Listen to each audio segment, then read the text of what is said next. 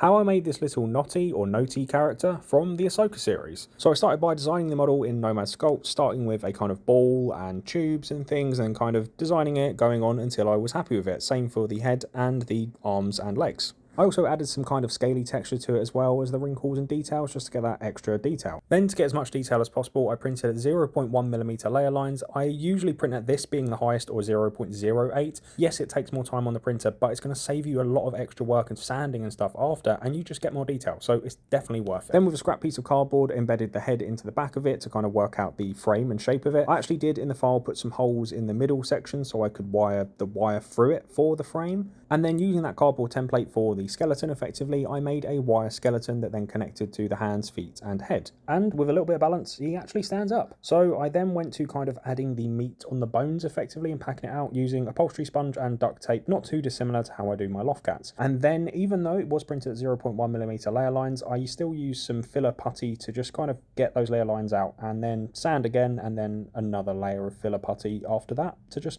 get it to the stage I'm happy with. I then started with a base coat of a custom turquoise mix I came up with. And if you want to make one yourself, the STL files are now available on Cults 3D to either make a full-size version like this or an action figure. But if you don't want to go through all that effort yourself, I am open for commissions for making these, loft cats, or home display in-world 3D art pieces, as I'm a full-time prop maker. Drop me a message or check out my Etsy and stay tuned for part 2.